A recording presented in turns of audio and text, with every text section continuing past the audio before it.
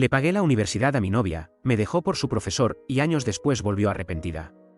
Supongo que, como mucha gente que termina contándolo todo en un foro, mi vida dio un giro inesperado y doloroso. No soy un tipo especial, solo uno más intentando salir adelante. Tengo casi 30 años, y durante mucho tiempo, mi mundo giraba en torno a ella. Llevábamos juntos desde que nos conocimos en un trabajo de medio tiempo mientras ambos intentábamos descifrar qué hacer con nuestras vidas después de terminar la escuela. Éramos jóvenes, con más sueños que dinero, y con la mochila cargada de las dificultades que habíamos visto en nuestras familias, donde la estabilidad económica era una quimera. Nuestros padres, a pesar de sus esfuerzos, siempre lucharon para llegar a fin de mes, y crecimos con la firme determinación de construir algo diferente, algo sólido y seguro para nosotros. Nuestra relación se construyó sobre esa base de comprensión mutua y el deseo compartido de progresar. Nos entendíamos. Sabíamos lo que significaba vivir con la incertidumbre, con la falta de recursos. Por eso, cuando empezamos a vivir juntos en un pequeño apartamento, cada céntimo contaba, cada decisión financiera era crucial. No nos planteábamos casarnos de inmediato, primero, necesitábamos estar en una posición económica más firme. Queríamos evitar empezar un matrimonio con las mismas presiones que habíamos visto ahogar a nuestros padres. Yo conseguí un trabajo en la industria de la construcción. Empecé desde abajo, claro, pero era un trabajo que pagaba relativamente bien para alguien sin un título universitario. Era duro, muchas horas, a menudo en condiciones difíciles, pero yo le ponía ganas. Veía el potencial de crecer, de aprender un oficio que siempre tendría demanda. Mientras tanto, ella trabajaba a medio tiempo y exploraba sus opciones universitarias. Siempre supe que ella tenía una pasión por la historia, por las civilizaciones antiguas, por desenterrar el pasado. Soñaba con ser arqueóloga, con viajar a lugares lejanos, con hacer descubrimientos importantes. Yo la escuchaba, fascinado por su entusiasmo, aunque para mí ese mundo parecía algo de películas. Pero verla tan apasionada por algo, eso me hizo querer apoyarla con todo lo que tenía. Fue un día, después de recibir mi primer gran aumento y una bonificación por un proyecto bien hecho, que tomé una decisión. Una decisión que venía de lo más profundo de mi amor por ella y de mi deseo de verla feliz y realizada. Sabía que la universidad, especialmente una carrera especializada como la arqueología, era cara. Más cara de lo que podíamos afrontar con nuestros ingresos en ese momento. Pero yo tenía este nuevo trabajo, esta oportunidad de ganar buen dinero. Le propuse algo que la dejó sin palabras. Le dije que yo me encargaría de pagar su matrícula universitaria, sus libros, sus gastos esenciales para que pudiera dedicarse a estudiar a tiempo completo o casi, y que su trabajo de medio tiempo fuera solo para sus extras o ahorros personales. Quería quitarle esa carga financiera para que pudiera perseguir sus sueños sin la presión constante del dinero. La reacción de mi novia fue de total sorpresa y una gratitud inmensa. Lloró, me abrazó fuerte, me dio las gracias una y otra vez. Me dijo que era el mejor hombre del mundo, que nunca nadie había hecho algo así por ella. Ver su felicidad, saber que yo podía ser la clave para que ella persiguiera su pasión, me llenó de una satisfacción que el dinero por sí solo nunca podría comprar.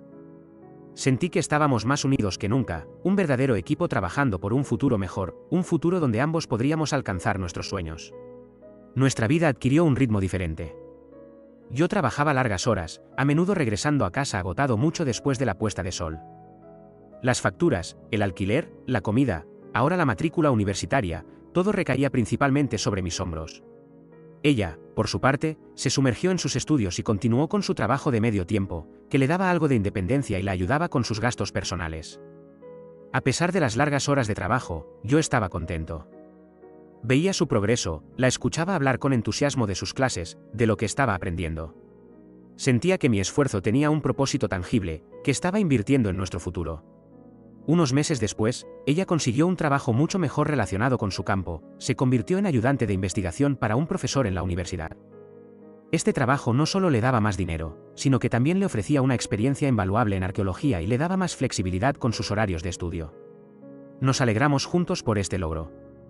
Significaba un paso más hacia su sueño y un pequeño alivio en la carga financiera, aunque yo seguía siendo el principal sustento. Sin embargo, con este nuevo trabajo y la intensidad de sus estudios, noté que algo empezó a cambiar entre nosotros.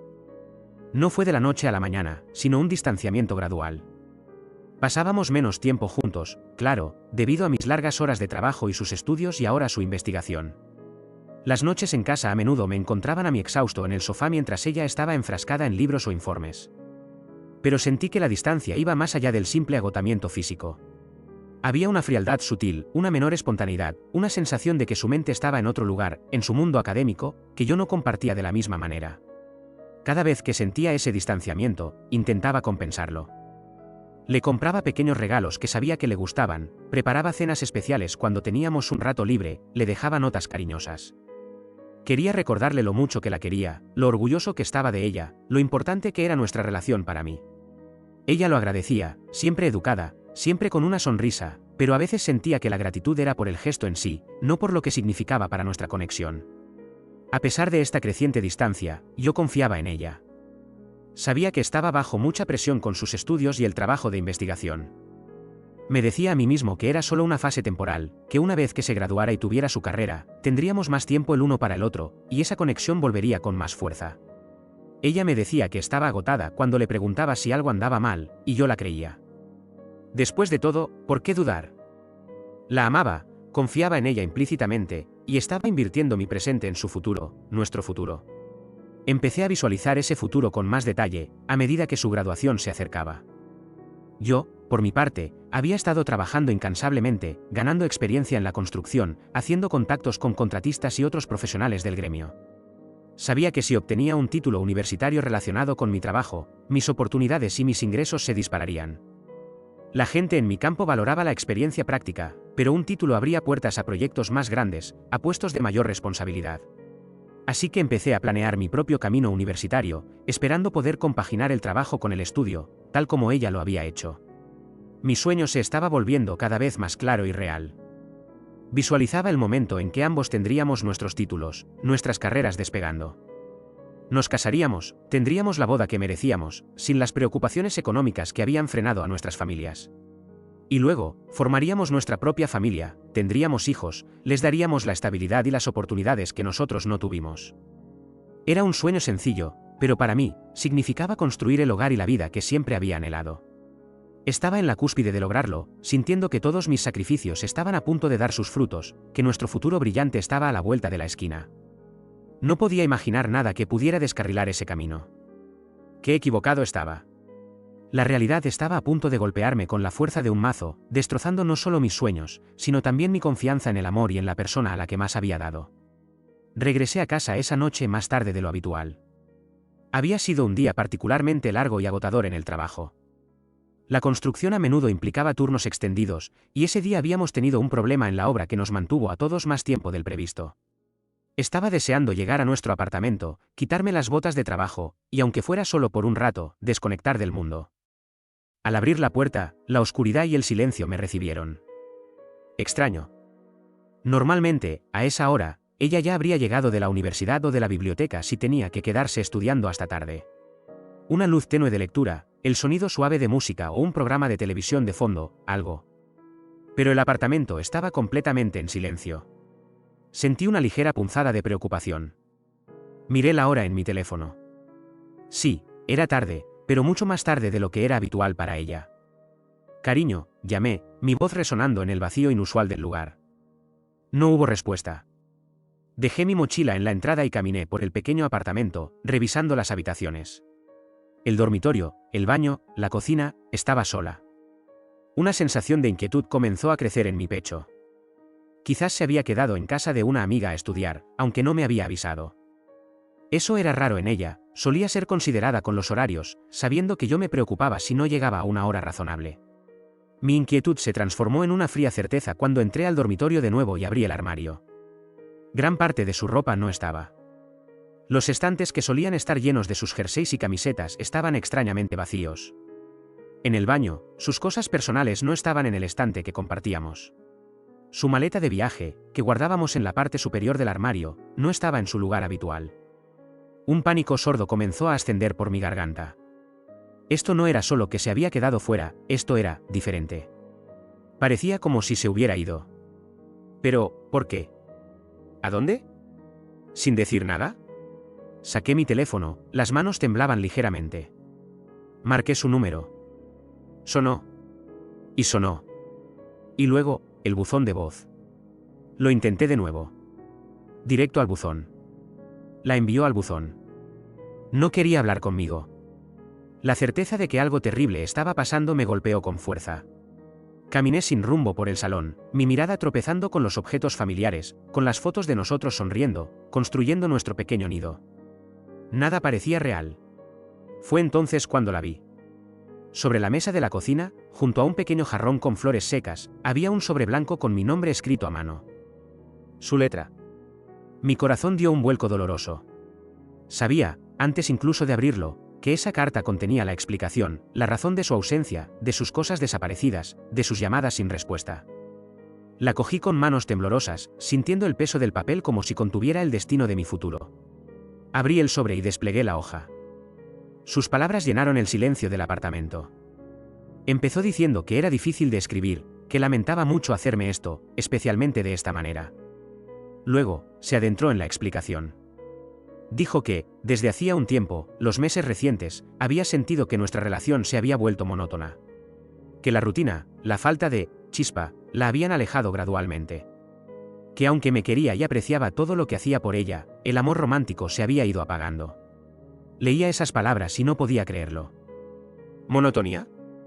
Después de todo lo que estábamos construyendo, de los sacrificios que yo estaba haciendo, de los planes que teníamos. ¿Eso era todo? Una simple cuestión de chispa o monotonía. Sentí una punzada de dolor y resentimiento. ¿No valía nada mi esfuerzo, mi dedicación, mi amor incondicional? Pero la carta continuaba, y lo que vino después fue el golpe que me derribó por completo. Dijo que en la universidad, en sus estudios de historia y arqueología, había conocido a alguien. Un profesor. Un hombre, según sus palabras, increíblemente culto, inteligente, con quien podía tener conversaciones que la desafiaban y la inspiraban. Alguien que compartía su pasión por el pasado, por los descubrimientos. Y que, con el tiempo, esas conversaciones, esa conexión intelectual, se había transformado en algo más. En sentimientos. Que se había enamorado de él. Las palabras parecieron explotar en la página. Se había enamorado de su profesor. Un hombre del mundo que yo le había ayudado a alcanzar. Sentí una punzada de traición tan profunda que casi me quitó el aliento. No solo me dejaba, no solo había dejado de amarme supuestamente por monotonía, sino que me reemplazaba por alguien de su nuevo entorno, alguien que representaba el mundo al que yo la había impulsado, pero del que yo no formaba parte de la misma manera. El hombre que le abría la mente en las aulas ahora aparentemente también le había abierto el corazón. La carta terminaba explicando por qué no me daba la cara. Decía que tenía demasiado miedo de mi reacción, que sabía que me dolería mucho. Y, lo que era peor para ella, sentía una vergüenza inmensa por dejarme así, especialmente sabiendo que yo había sido quien le había pagado la universidad, quien había hecho sacrificios para que ella pudiera seguir su sueño. Que se sentía culpable por eso, y por eso no se atrevía a decírmelo en persona. Cuando terminé de leer, el papel se resbaló de mis manos temblorosas y flotó hasta el suelo. Me quedé de pie, en medio del silencio del apartamento vacío, con las palabras de su carta resonando en mi cabeza. La shock inicial dio paso a una ola de tristeza y dolor tan intensa que me dobló. Caí de rodillas, sollozando sin control. Las lágrimas brotaban a raudales, y sentí que me quedaba sin aire. El pecho me dolía como si me hubieran clavado un cuchillo. No podía respirar, cada bocanada de aire era un esfuerzo agonizante. La tristeza me consumía por completo, una tristeza que iba más allá de la simple ruptura. Era la destrucción de todos mis planes. Todos mis sacrificios. Todas mis esperanzas de un futuro juntos, de una familia, de una vida mejor. Todo se había desmoronado en el instante en que leí esas palabras. Ella, la persona por la que había trabajado hasta el agotamiento, la persona en la que había invertido mi dinero y mi corazón, me había abandonado por alguien más, alegando monotonía y enamorándose de un hombre del mundo que yo le había financiado. La crueldad de la situación, la ironía amarga de haber pagado por la educación que la llevó a los brazos de otro, me destrozaba por dentro. Sentía que me asfixiaba con el dolor, que el peso de la traición y los sueños rotos era demasiado para soportar. En medio de mi desesperación, con la vista nublada por las lágrimas y el cuerpo temblando incontrolablemente, instintivamente busqué mi teléfono. Necesitaba a alguien. Alguien que supiera quién era yo antes de esta noche, alguien que pudiera anclarme antes de que me hundiera por completo. Con dedos temblorosos, marqué el número de mi amigo más íntimo, la única persona a la que sentía que podía recurrir en ese abismo de dolor. Cuando descolgó, solo pude emitir una serie de sollozos y palabras ahogadas, tratando de explicar a través de mis lágrimas que se había ido. Que me había dejado. Que todo se había acabado. Y mientras él intentaba consolarme al otro lado de la línea, yo me quedaba sin aire, completamente destrozado, en el apartamento que antes era nuestro hogar, y ahora solo era un monumento a mis sueños rotos y mi corazón destrozado. Las semanas que siguieron a la noche en que encontré la carta fueron un infierno personal. Mi amigo íntimo, llamémosle David, hizo todo lo posible por consolarme, me dejó quedarme en su sofá unos días, me escuchó, me recordó mi valor. Pero a pesar de su apoyo incondicional, el dolor me consumía. Cada mañana, despertar era un recordatorio de la realidad devastadora. El apartamento vacío, su ausencia, la crueldad de la carta, la certeza de que había invertido años de mi vida y mis recursos en una persona que al final me había descartado por monotonía y por otro hombre, era un peso insoportable. Casi no comía, apenas dormía. Las lágrimas eran un compañero constante. Sentía que me asfixiaba con la tristeza, con la sensación de fracaso y traición. Todos esos planes que habíamos hecho juntos, esa visión de futuro que me impulsaba a trabajar hasta el agotamiento, se habían evaporado en un instante. La idea de que el dinero que gané con tanto esfuerzo, las largas horas bajo el sol o el frío, todo eso se había destinado a pagar la educación que la llevó a los brazos de otro hombre, era una herida que se abría una y otra vez. Se sentía como el desperdicio más grande de mi vida, no solo de dinero, sino de tiempo, energía y corazón. Estaba en una espiral de dolor de la que no veía salida. Inevitablemente, mi estado emocional empezó a afectar mi trabajo. Donde antes era diligente, atento a los detalles y siempre dispuesto a hacer un esfuerzo extra, ahora estaba distraído, cometía errores tontos y mi productividad cayó en picado. Mis jefes lo notaron. Me llamaron a la oficina, con caras serias. Me preguntaron si algo andaba mal, si necesitaba tomarme un tiempo libre. Les di una versión muy diluida de la verdad, algo sobre problemas personales graves. Fueron comprensivos, hasta cierto punto, pero me dejaron claro que mi desempeño tenía que mejorar. Esa conversación con mis jefes fue un momento crucial. Me miré en el espejo, ojeroso, demacrado, una sombra del hombre que solía ser. Me di cuenta de que si seguía así, si dejaba que el dolor me consumiera por completo, perdería también el trabajo, la única base estable que me quedaba. Ya había perdido mi relación, mi hogar, técnicamente, aún tenía el alquiler, pero ya no se sentía como un hogar sin ella, mis sueños de familia inmediata, no podía permitirme perder también mi futuro profesional y mi seguridad económica. Fue un punto de inflexión. Decidí, en ese momento, que no me hundiría por completo. Que no le daría la satisfacción al dolor de destruirme. No se trataba de olvidar o de que dejara de doler, sabía que eso llevaría tiempo. Se trataba de compartimentar. De guardar el dolor en una caja, cerrarla lo mejor posible, y seguir adelante con una determinación fría y estoica. Había invertido mucho en mi futuro, y aunque la persona con la que lo planeaba ya no estaba, el futuro en sí mismo aún existía. El dinero desperdiciado en su educación dolía como el infierno, pero no dejaría que me frenara. Lo vería como una lección costosa. Redireccioné toda mi energía hacia mi trabajo. Me ofrecí voluntario para los proyectos más difíciles, trabajé horas extras voluntariamente, busqué aprender nuevas habilidades en mi campo. Me metí de cabeza en el trabajo hasta el punto del agotamiento físico, usándolo como una forma de no pensar, de no sentir. Busqué activamente ampliar mi red de contactos en la industria, sabiendo que cada conexión podía ser una puerta abierta en el futuro.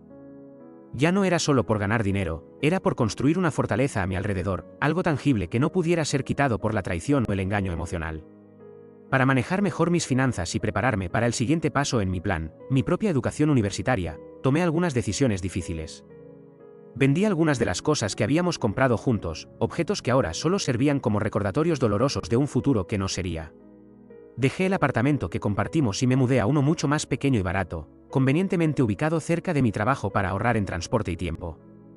El contraste con el hogar que habíamos construido era deprimente, pero era práctico. Con el dinero de las ventas y el ahorro del alquiler, pude empezar a pagar un préstamo universitario que había sacado, parte para cubrir gastos de ella o quizás para empezar a ahorrar para mi propio futuro, ahora solo mi responsabilidad, o simplemente para tener un colchón más grande y reducir cualquier deuda pendiente. Y entonces, tomé el gran paso. Me matriculé en la universidad, empezando mi propio camino hacia el título que sabía que catapultaría mi carrera. Elegí clases que podía compaginar con mi exigente horario de trabajo. Y así comenzó un periodo de mi vida de trabajo y estudio implacable. Mis días eran una rutina agotadora, levantarme antes del amanecer, ir al trabajo, ir a clases, volver a casa, estudiar hasta la madrugada, dormir unas pocas horas y empezar de nuevo. Trabajaba el triple, el cuádruple que mis compañeros de universidad que no tenían que mantener una jornada completa. No había tiempo para nada más. Mi vida social se redujo a cero. No salía, no iba a fiestas, apenas veía a David de vez en cuando para un café rápido y necesario. Las relaciones románticas estaban completamente fuera de la mesa. Aunque hubo mujeres que mostraron interés, simplemente no tenía la capacidad emocional ni el tiempo físico para considerarlo. La herida de la traición de mi ex aún estaba fresca, y la idea de confiar en alguien de esa manera de nuevo me resultaba aterradora. Había construido un muro a mi alrededor, dedicando cada gramo de mi energía a construir mi futuro, a prueba de decepciones y a prueba de mí mismo. Era un camino solitario, dictado por el dolor del pasado y la determinación de construir un futuro en el que solo dependiera de mi propio esfuerzo y mis propias decisiones. No permitiría que nada ni nadie volviera a tener el poder de destrozar mi vida de esa manera. Los meses se extendieron, un ciclo implacable de trabajo, estudio y muy poco descanso. Mi rutina era agotadora, diseñada para exprimir cada minuto productivo del día. Me levantaba temprano para ir a la obra o la oficina, mi trabajo tenía ambas facetas dependiendo del proyecto, pasaba la tarde en la universidad, y las noches las dedicaba a estudiar en el pequeño apartamento. Mi vida social, como mencioné, se había reducido a la interacción necesaria con mis colegas de trabajo, mis profesores y muy ocasionalmente, una rápida conversación con David para asegurarle que seguía vivo. No veía a mis antiguos amigos en absoluto. No es que tuviera un resentimiento activo que me impulsara a evitarlos activamente todo el tiempo, aunque la decepción por su falta de apoyo seguía ahí. Simplemente, no tenía tiempo. Mi enfoque era singular: trabajar, estudiar, construir mi futuro. Todo lo demás era una distracción que no podía permitirme. En medio de este aislamiento autoimpuesto, mi teléfono, que rara vez sonaba para algo que no fuera trabajo o mis escasas llamadas a David, empezó a recibir mensajes y llamadas de un número desconocido al principio, que luego identifiqué. Era de María, otro nombre genérico, la mejor amiga de mi exnovia Sara. Los primeros mensajes eran cautelosos, preguntando cómo estaba, si me encontraba bien, si había sabido algo de mí. No respondí. Luego, se volvieron un poco más frecuentes, con un tono de preocupación subyacente. En cuanto vi quién era, supe de inmediato que no era solo María preocupándose por un viejo conocido. Era Sara. Era su forma de intentar saber de mí sin tener que enfrentarme directamente, sin tener que romper el silencio que ella misma había creado al irse. Su mejor amiga era su emisaria, su forma de tantear el terreno, de ver cómo estaba yo, el hombre que había abandonado y que le había pagado la universidad. No sentí ira al darme cuenta de esto. Sentí una fría confirmación. Confirmación de que, a pesar de todo, algo la impulsaba a saber, ya fuera culpa, curiosidad o un extraño sentido de responsabilidad tardía. Pero yo no tenía ningún interés en que ella supiera cómo estaba. No quería su lástima, no quería que pensara que me estaba yendo mal, o bien.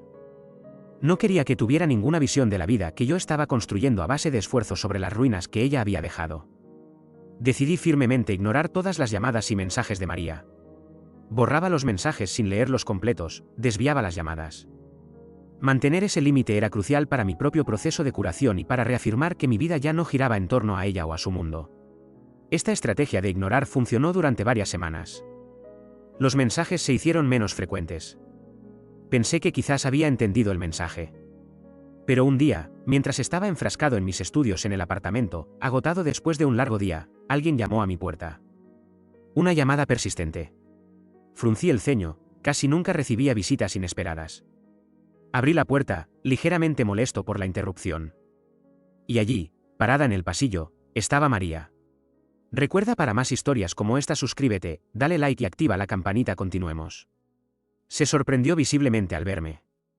Supongo que mi aspecto reflejaba el agotamiento de mis interminables días de trabajo y estudio. «Mi nombre», exclamó, con una mezcla de sorpresa y alivio. «¿Por qué no contestas mis mensajes? Me tenías preocupada. ¿Estás bien?» La miré por un segundo, y en su rostro vi no solo la preocupación, sino también la conexión con el pasado, con Sara. Sentí que este era el momento de cortar este lazo de una vez por todas, de enviar un mensaje claro a través de ella. La dejé pasar, cerrando la puerta tras ella. Volví a la pequeña mesa donde estaba estudiando y me senté, invitándola con un gesto a tomar asiento en la única silla extra. «María», dije, mi voz cansada pero firme, sin rastro de la rabia o el dolor que solía sentir al pensar en Sara. «Sé que has estado intentando contactarme. Y sé que no eres solo tú, sé que es Sara la que quiere saber cómo estoy». La miré directamente a los ojos. «No te he respondido porque no tengo tiempo. Y, sinceramente, tampoco tengo interés». Continué, explicando mi situación de una manera directa, sin buscar simpatía. «Estoy trabajando. Estoy estudiando. Mis días son largos y agotadores. Cada minuto que tengo libre lo dedico a intentar avanzar en mi vida. No tengo tiempo para redes sociales, no tengo tiempo para salir, no tengo tiempo para el pasado. Fui muy claro en este último punto. Sara decidió salir de mi vida de una manera muy definitiva. Y yo he aceptado esa decisión. No tengo interés en saber de ella, ni en que ella sepa de mí. Lo que tenía que ser, fue. Las cosas se dijeron y se hicieron. María intentó rebatir, con un tono que buscaba suavizar la situación. Pero, mi nombre, dijo, no deberías ser tan duro. Sara se preocupa por ti. Te tiene cariño. ¿Le importas? Sus palabras sonaron vacías para mí. ¿Cariño? Importarle, repetí, sin sarcasmo, solo con una frialdad de constatación. María, la persona a la que le pagué la universidad, la persona con la que planeaba mi futuro, me dejó una carta diciendo que se aburrió y se fue con su profesor, sin atreverse a dar la cara por la vergüenza de lo que me debía. Eso no es cariño. Eso es otra cosa. Y lo que le importe o no ahora es completamente irrelevante para mí. Me puse de pie, indicando que la conversación había terminado. Aprecio que te hayas preocupado, María, dije, manteniendo un tono respetuoso a pesar de la firmeza de mis palabras. Pero mi vida ahora es esto, trabajo y estudio. Estoy en un camino diferente. Lejos del pasado. Por favor, dile a Sara que estoy bien, o mal, lo que quiera creer. Pero que ya no quiero contacto. Y tú, vive tu vida. Sigue adelante. Yo ya lo he hecho. María se quedó allí por un segundo, pareciendo un poco aturdida por mi franqueza y mi aparente falta de emoción, o mi habilidad para ocultarla. Asintió lentamente, pareciendo entender que no había nada más que decir, que mi decisión era firme. Está bien, dijo en voz baja. Lo entiendo. Se dio la vuelta y salió del apartamento. Cerré la puerta tras ella y me quedé apoyado en ella por un momento. Sentí una oleada de alivio. Había cortado el último hilo que me unía al pasado. No más emisarios, no más intentos de contacto. Había defendido mi espacio, mi tiempo, mi paz mental. Me senté de nuevo en mi mesa de estudio, mirando los libros y apuntes. La soledad del apartamento no se sentía vacía ahora, se sentía propia. Era mi espacio para reconstruir, libre de las sombras y las complicaciones del pasado. El camino era duro, sí, pero ahora, por fin, sentía que lo estaba recorriendo completamente solo, dependiendo solo de mí mismo, y eso, después de todo, era exactamente lo que necesitaba. Los meses se convirtieron en casi un par de años de esa rutina agotadora que yo mismo había elegido. Trabajo, estudio, trabajo, estudio. Los fines de semana eran solo una extensión de esta disciplina, dedicados a proyectos universitarios o a turnos extra en mi trabajo para cubrir gastos y seguir ahorrando. Mi vida social se mantuvo en pausa, mi amigo David seguía siendo mi único contacto regular fuera del ámbito laboral y académico, y nuestras conversaciones seguían siendo anclas necesarias en medio de mi aislamiento autoimpuesto. No volví a saber de María, la amiga de mi ex, lo que significaba que Sara no había vuelto a intentar contactarme a través de ella. El pasado, al menos en ese aspecto, se había mantenido en silencio, permitiéndome concentrar toda mi energía en el presente y el futuro que estaba construyendo, ladrillo a ladrillo.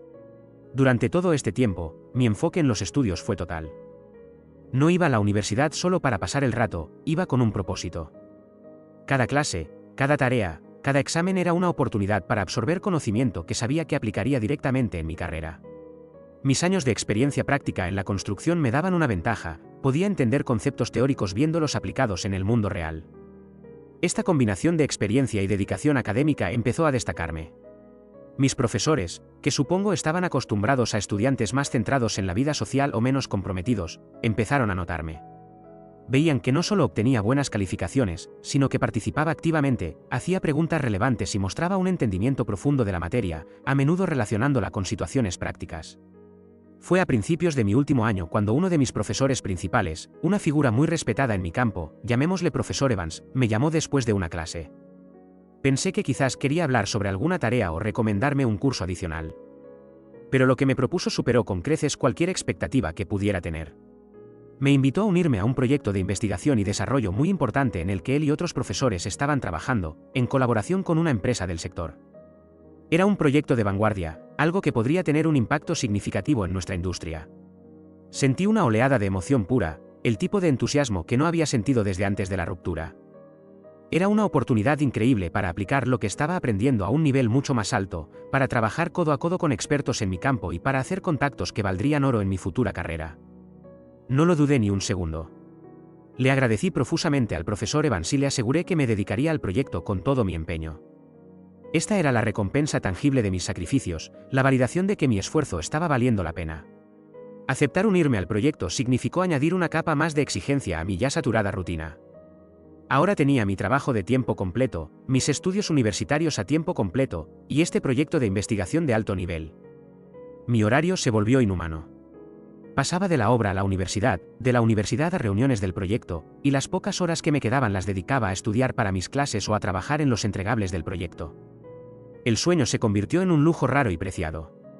A menudo, me encontraba trabajando o estudiando hasta altas horas de la madrugada, despertando unas pocas horas después para empezar el ciclo de nuevo. El agotamiento físico era constante, un telón de fondo persistente en mi vida. Hubo momentos en los que el cansancio me abrumaba, en los que me preguntaba si todo este esfuerzo extremo valía la pena. Pero entonces, me recordaba a mí mismo por qué lo estaba haciendo. Tenía una visión clara.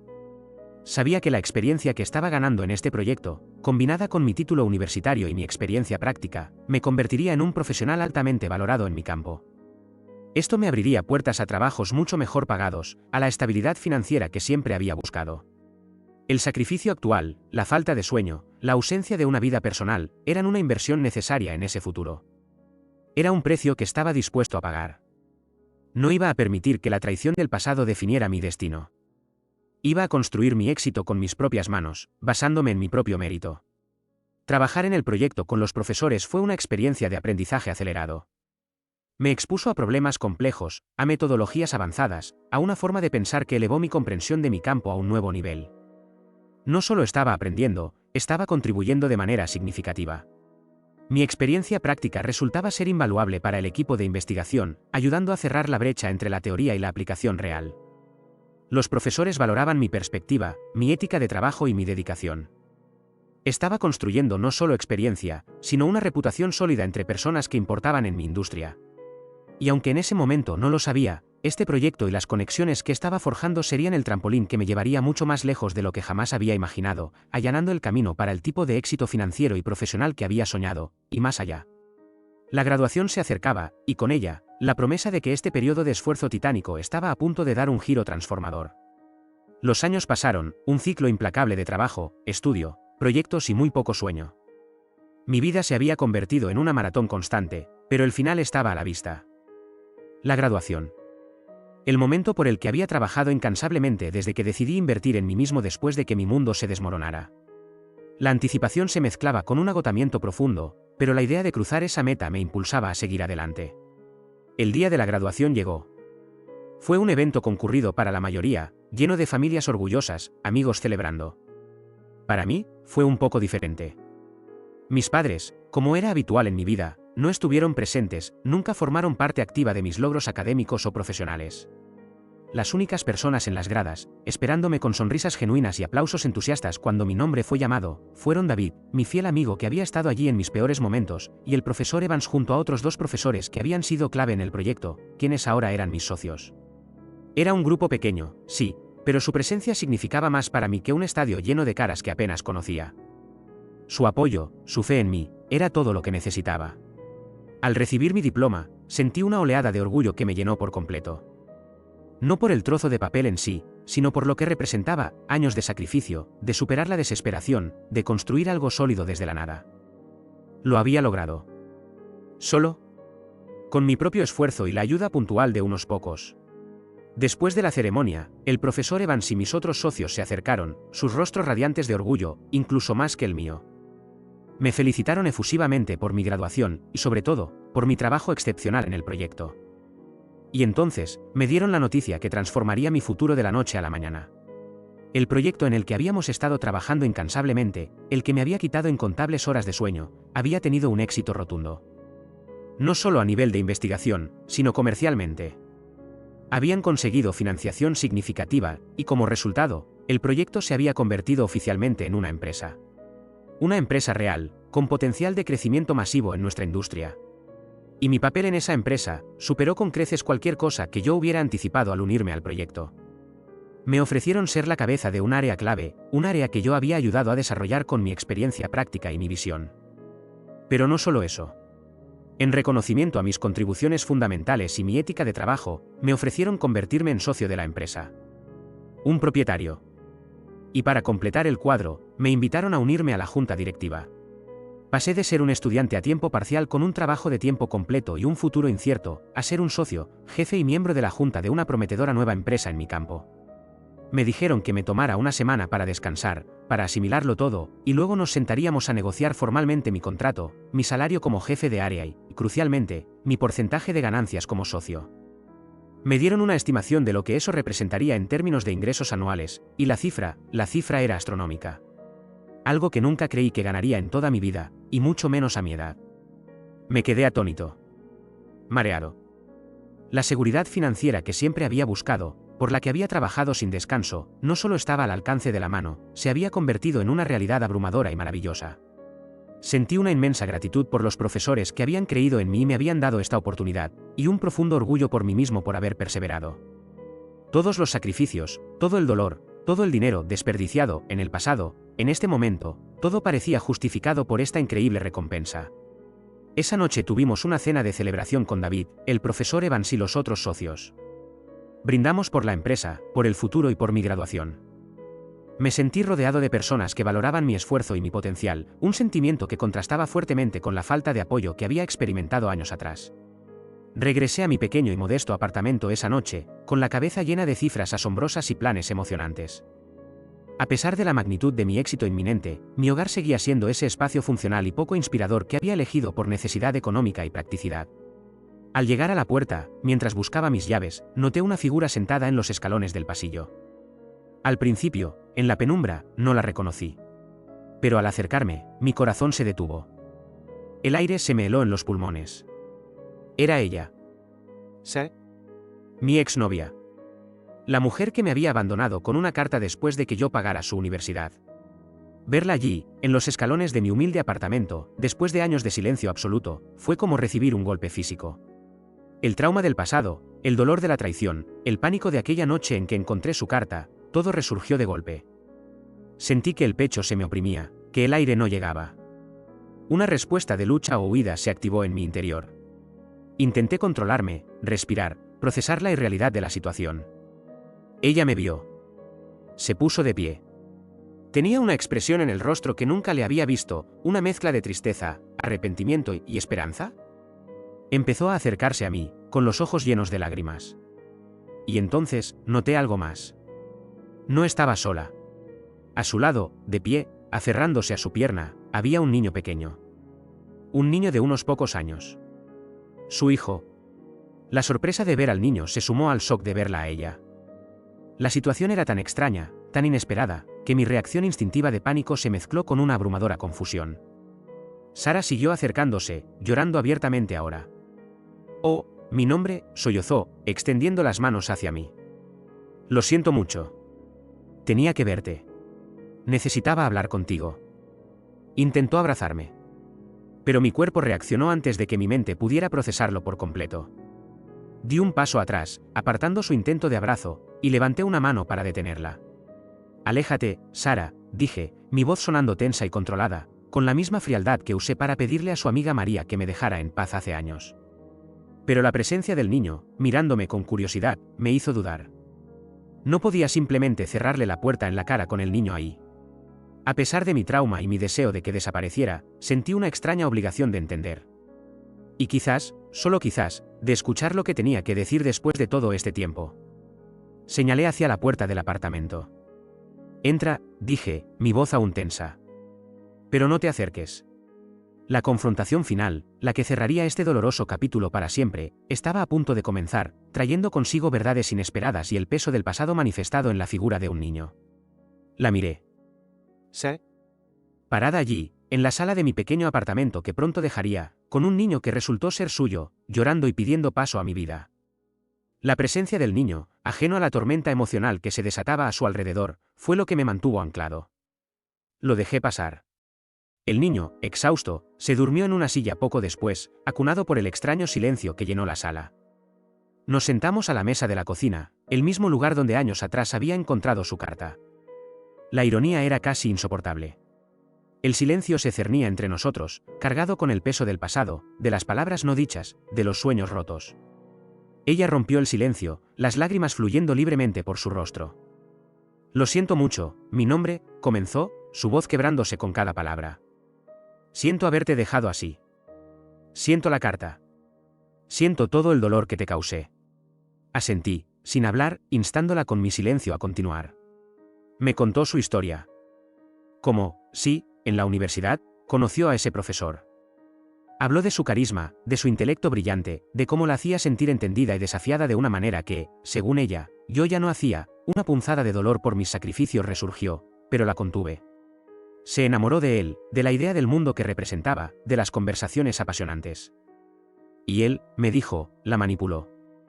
Le prometió una vida de aventuras, proyectos arqueológicos emocionantes en lugares exóticos, una vida lejos de la monotonía que ella sentía a mi lado. La convenció de que la mejor manera de irse era rápido, sin una confrontación dolorosa, que una carta sería menos dañina. Y así, impulsada por su enamoramiento y la manipulación de él, y la vergüenza por haberme utilizado mientras pagaba su camino, me dejó la carta y se fue con él a Australia, con la promesa de un proyecto y un futuro brillante juntos. Me escuché con una calma sorprendente. La confirmación de la manipulación del profesor no me sorprendió, los tipos así existen. Lo que me dolía era que ella, una mujer inteligente, hubiera sido tan crédula, tan dispuesta a desechar una relación sólida por una fantasía y la promesa de aventura, y que yo hubiera sido la víctima colateral de su búsqueda egoísta y de la manipulación de él. Pero la historia de Australia no era un cuento de hadas. Me contó, con voz cada vez más amarga, que la realidad del profesor y el proyecto no eran lo que parecían. El proyecto no resultó ser tan significativo, y él no era el hombre que ella creía. Pronto, me dijo, se dio cuenta de que él tenía más relaciones. Que no era monógamo, y que ni siquiera había sido honesto con ella al respecto. Cuando ella intentó hablar con él de su incomodidad, de su deseo de una relación comprometida, él la desestimó fríamente. Le dijo, me contó ella con lágrimas de humillación, que esperaba, que ella era solo una estudiante a la que él le había dado una oportunidad, que no se quejara y que así como la había tomado, la podía descartar en cualquier momento si no se ajustaba a sus reglas. Vivió en esa situación durante un tiempo, atrapada en un lugar lejano con un hombre que la trataba como prescindible, alejada de su vida anterior. Me dijo que, en su frustración y soledad, había intentado contactarme a través de María, queriendo saber de mí, quizás arrepentida de su decisión. Pero al no recibir respuesta, supuso que yo no quería saber nada de ella, y se resignó. La siguiente parte de su historia fue la del niño durmiendo en la silla. Descubrió que estaba embarazada. La reacción del profesor fue de pánico y rechazo absoluto. Le dijo que no iba a responder por ese niño, que él ya era mayor y no quería hijos. A pesar de sus súplicas y argumentos, él fue firme. Le dio una cantidad considerable de dinero y desapareció de su vida, dejándola sola y embarazada en un país lejano. Ella dio a luz, intentó salir adelante con el dinero que él le dejó, pero criar a un niño sola, sin apoyo, en un lugar desconocido, fue increíblemente difícil. Los gastos superaron rápidamente el dinero que tenía. Finalmente, después de un tiempo, ahorró lo suficiente para un pasaje de vuelta. Regresó a Estados Unidos, sin un lugar a donde ir más que, supongo, la casa de sus padres. Escuché todo esto, mi mente procesando los giros de su destino. No sentí alegría por su sufrimiento, solo una extraña confirmación de que las acciones tienen consecuencias. Cuando terminó de hablar, el silencio volvió a la mesa. Luego, con una nueva oleada de lágrimas y una voz llena de, supongo, arrepentimiento tardío y una esperanza nacida de la desesperación, extendió las manos hacia mí. Y ahora, dijo, intentando tomar las mías, sé que has logrado cosas increíbles. He oído, he visto un poco. Eres exitoso. Te amo, mi nombre. Siempre te amé en el fondo. ¿Y ahora? Ahora podemos tener esa familia que siempre quisiste. Podemos construir nuestra vida. Juntos. Era asombroso. Después de destrozar mi vida, de abandonarme por una aventura que salió mal, de tratarme como algo desechable, ahora volvía, al oír que me iba bien, queriendo reclamar ese futuro que yo había construido solo, sobre las ruinas que ella había dejado. La frialdad de su propuesta, aunque envuelta en lágrimas y palabras de amor, me hizo retirar las manos bruscamente.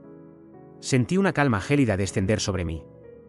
Era hora de decir mi verdad, no para herirla como ella me había herido, sino para poner un cierre definitivo. La miré a los ojos, sin ira, solo con una profunda y agotada decepción. Sara, dije, mi voz baja. He escuchado tu historia. Y siento que tu camino no fue lo que esperabas. Hice una pausa. Pero cuando te fuiste, no solo te llevaste tus cosas. Te llevaste todos los planes que habíamos hecho. Todas las esperanzas que yo tenía para nosotros. Le hablé de la familia que quería construir, de la vida segura que imaginaba, de cómo mi esfuerzo iba dirigido a ese objetivo con ella. Y tú lo tiraste todo por una aventura y la promesa vacía de un tipo. Ella intentó interrumpir, llorando más fuerte, pidiendo perdón de nuevo. Pero yo seguí hablando, con una determinación que venía de años de lucha solitaria. Ya no importa, Sara. Tus disculpas, tu arrepentimiento tardío, no cambian lo que pasó. No deshacen el dolor. No reconstruyen los años que pasé recogiendo los pedazos y construyendo mi vida de nuevo. La miré, y en ese momento, vi con total claridad el camino que había recorrido solo. Me di cuenta de algo muy importante cuando estaba en el fondo, solo, trabajando y estudiando hasta el agotamiento. Me di cuenta de que la única persona que necesitaba para lograr mis metas era yo mismo. Que podía construir mi propia vida, mi propio éxito, dependiendo únicamente de mi esfuerzo y mi determinación. Señalé hacia la puerta, mi voz firme. Lamento la situación en la que te encuentras. Y siento por el niño. Pero él tiene un padre. Un padre que, por irresponsable que sea, es su padre. Y yo no soy él. No puedo hacerme responsable. Saqué mi billetera. Le di una cantidad de dinero considerable. Esto es para ayudarte a llegar a casa de tus padres. Para que puedas empezar de nuevo allí. Me puse de pie, indicando que la conversación había terminado. Pero esto es todo, Sara. Esto se acabó. Te fuiste de mi vida hace mucho tiempo. Y no quiero que vuelvas a formar parte de ella. Nunca más. Ella se levantó también, las lágrimas corriendo por su rostro, extendiendo las manos de nuevo, rogando desesperadamente. Por favor, mi nombre, por favor, perdóname. Podemos ser una familia. Tú eres exitoso ahora. Podemos tener la vida que soñaste. Te amo. Podemos intentarlo de nuevo. Sus súplicas resonaban en el pequeño apartamento, pero yo permanecí inmóvil, impasible ante sus lágrimas, reconociendo la desesperación de la situación, pero también el interés subyacente en su voz. Ella quería la vida que yo había construido, no necesariamente a mí. No respondí. No cedí. Simplemente mantuve mi postura, mi mirada firme, hasta que ella, finalmente, entendió que mi decisión era inquebrantable. Recogió a su hijo dormido, y entre sollozos, salió del apartamento. Cerré la puerta tras ella, y un silencio profundo y esta vez sí, completo y sanador, me envolvió. Me quedé solo en el apartamento, sintiendo el peso de todos los años de lucha, de dolor, de sacrificio. Y en ese momento, me di cuenta de que, por fin, había cerrado ese ciclo. Había enfrentado al pasado, a la persona que me había causado tanto daño, y había reaccionado no desde la rabia o la desesperación de antes, sino desde la fuerza y la claridad que había ganado. Había demostrado, tanto a ella como a mí mismo, que su traición no me había destruido. Ahora, mi vida estaba en un lugar increíble. Tenía una carrera prometedora, una asociación en una empresa en crecimiento, una seguridad económica que superaba mis sueños más salvajes. Y sí, estaba conociendo a esa mujer de mi gremio, inteligente, divertida, que también se había hecho a sí misma. Nuestras conversaciones eran estimulantes, nuestra conexión genuina. La vida seguía adelante. Con el tiempo, me enteré, a través de canales casuales, que Sara vivía con sus padres y trabajaba en un empleo que apenas le permitía subsistir. No sentí ni regocijo ni lástima profunda.